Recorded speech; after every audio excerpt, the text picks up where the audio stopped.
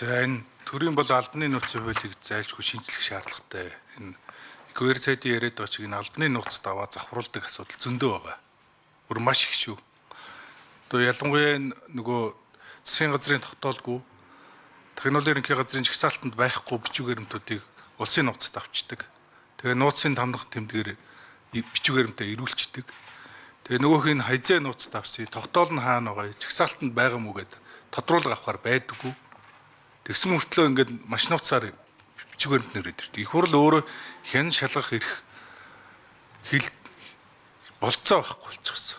Тэгээд энэ чинь нөгөө их хурлын үндсэн чиг үүргэнд байхгүй болчихсон. А энд бол нөгөө яг заавчгүй төрийн нууцд авах шаардлагагүй материалууд байгаа байхгүй юу? Инхээр сайд ярьж байгаа. Тэгэхээр энэ албаны нууцад авж байгаа процесс нь ойлгомжгүй тодорхойгүй.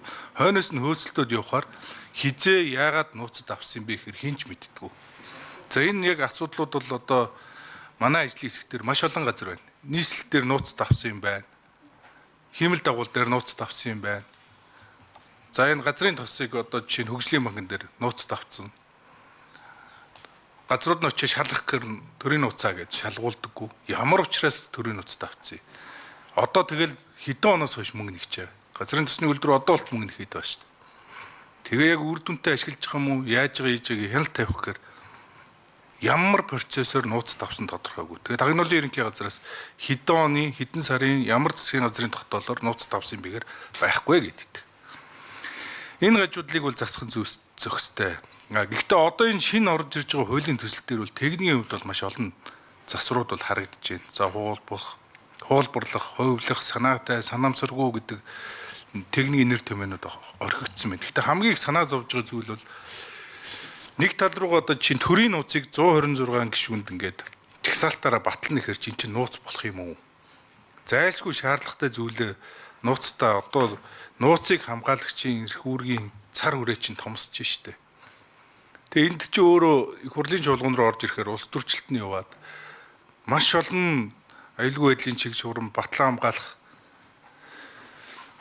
чиг шуурмаар зарим зүйлүүдийн нюансыг ойлгохгүй зүйлүүд их хурлын гишүүдийн ч ойлгохгүй цаана гадаад бодлогын аюулгүй байдлын олон улсын хамтын ажиллагааны олон комплекс бодлоготой асуудлууд бас нууцд орж ирэх хэвээр өөр их хурлаар батлагдах болохоор эн чинь бол ер нь би бас нөгөө талдаа хит нээлттэй болоод нууц шүүлчиж гэнэ гэж хараад байгаа.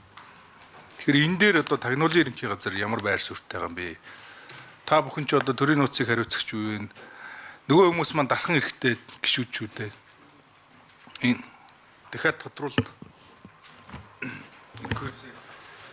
За ханар гişүний асуултанд хариулъя. Инхээр сайд. За ханар гişүний хэлж байгаа энэ асуудлыг бас байнгын орооны гişүүд анхааралтай бас хүлээж авах хэрэгтэй байгаа даа. Ер нь бол төрийн болон албаны нууцын тухай хуулийн хилцүүлгийг уг нь хаалттай хийж үлдэх зүгээр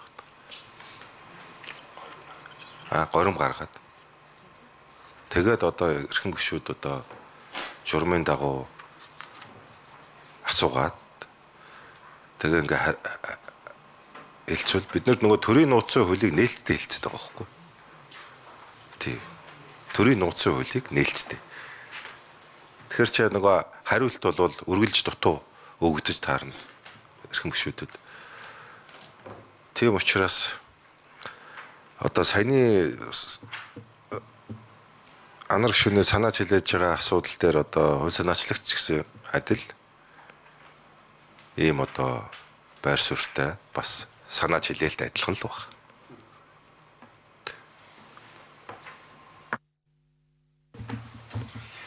За анар гişүн юмч тодруулъя. Яг одоо горимын санал гаргаад явахаар чинь нэг бүхэл юм нууц тавлаа гэдэл хардлага. Гэхдээ энэ төрийн нууц тэгээ нууцын жагсаалтаа их хурлаар батлна гэхээр яг бас энэ хуульч өөр их сонирхолтой болчиход байна л да. Нууцаа нээлттэй хэлцээд жагсаалтыг батлна гэхээр чинь нууц муу юм уу биш юм уу? Тэгэхээр энэ дээр тагнуулын ерөнхий газар өөрснөө одоо энэ хариуцж байгаа асуудлаа. Дээрээс нь нууцын төрийн үндэсний аюулгүй байдалтай холбогдлолтой, батлан хамгаалалттай холбогдлолтой, гүйцэтгэх ажиллагаатай холбогдлолтой нууцуудыг энэ их хурлын гишүүд маань нууцлж чадах уу, хамгаалж чадах уу? Тэр нууц задруулсан дээр их хурлын дархан ихээр өөрснөө хамгаалагдчих юм шүү. Хариуцлага яаж оногдуулах вэ? Тэгээ ер нь манай улс чинь нуух юм байхгүй боллоо шүү дээ. Одоо бүх улс төр нийгмийн байдал, улс төрийн нийгмийн байдлаа сонсголоор бүгдийг зарлж байна. Эдийн засгийн байдлаа зарлж байна.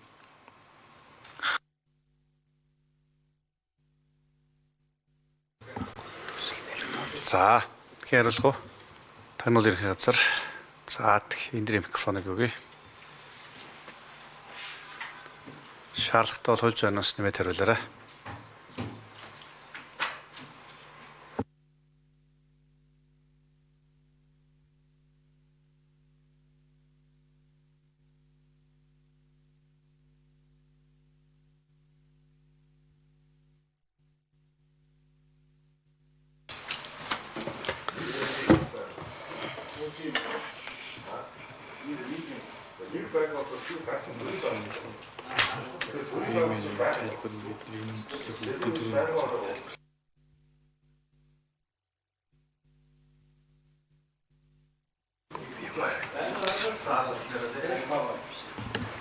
За, асуултанд хариулъя. Микрофон өгсөн байна. Битгий дараа. За, ханар гишүүний асуултанд хариулъя. Хууль маань яг 5 хүрээнийхээ хүрээнд одоо задлаа жагсаалтаа хийж байгаа. Жагсаалтан дээр бол үнэхээр наривчлсан юмнууд яригдана. Энэ бол бас чухал асуудал. Одоо жишээлбэл бид ингээд Батлан хамгааллын яамны чиглэлээр асуудлууд гэх юм бол энэ шиг одоо нэлээд жагсаалтууд гаргаж ирнэ. Энэ дотор нууц давхуулсан үндэслэл, шаардлага, шалгуур үзүүлэлт, ямар зэрэглэлт байх, ямар хугацаанд байх, алдагдвал одоо бусдын олзуулвал ямар хохирол бэрхшээл учрах юм бэ гэдгийг бид одоо салбар бүрээр нэгээ судлаж гаргасан байгаа. Тэгэхээр цаашдаа бол төрийн нууцын жагсаалтын асуудлыг ярихдаа бол заашгүй хаалттай ярилцах шаардлагатай гэж бодож байгаа. Яг л улс орны аюулгүй байдал, тусгаар тогтнол, бодлоготой холбоотой асуудлууд яригдана. Хуулийн маань яг 1-3-т гадаад бодлогын асуудал, 2-т эдийн засаг, 3-т нь батлан хамгаалалт салбарын асуудал, 4-т нь хууль сургуулийн асуудал, 4-т нь техник технологийн гэсэн ийм 5 хүрээнд бид хувааж яг хуулиа ингэж хийж үүнийхэн дагуу жагсаалт гаргаж байгаа. Тэгэхээр энэ дээр бол цаашд бол яг нарийн асуудлуудыгаа хаалттай хэлцэх зүйтэй гэсэн байр суурийг тагнуулын ерхий газраас илэрхийлж байгаа. За, жагсаалтын хуулийн төсөлд бол нийт 202 мэдээлэл бид нэр одоогоор тусгаад байгаа. За, энэ мэдээллийг задруулах, өргөдүүлэх тохиолдолд Монгол Улсын тусгаар тогтол бүрэн эрхт байдал, нутаг дэвсгэрийн бүрэн бүтэн байдал, аюул занал учруулах, үндэснээ сонирхолд онц болон хүнд үр дагавар бий болох, хүний ам бий аюул учруулах, батлан хамгаалах чадварыг сулруулах, үндэсний аюулгүй байдлын үйл ажиллагаанд тохирол учруулах, эсвэл төрийн нууцын онц чухал нууц маш нуут мэдээллийг задруулах нөхцөл бий болох эрсдэл бүхий мэдээллүүд гэж ойлгож байна энэ 202-ыг. Яг нь мэдээллүүд бид нар урд нь байсан 574 мэдээллийг агуулгын хувьд, давхцлын хувьд салбар хоорондын уялдааг хангах, мөн шинээр гарч байгаа нэр томьёо өгүүлгийн хувьд нийцүүлээд ингээд 200 гаруй болгочод байгаа. Энэ мэдээлэл цаашаа бол бас наривчлагдаад ингээд явах юм байгаамаа.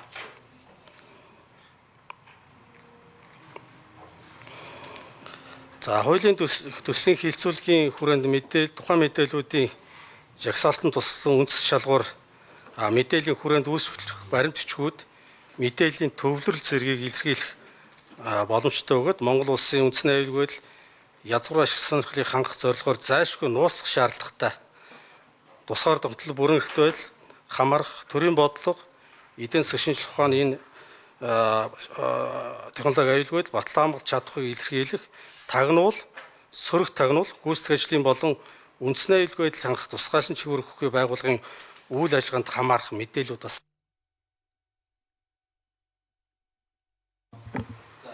Нэмжлэх мэдээлэл байна уу? За, 1 минут нэмээд өгчээ. Гүйцэтгээд хариулж.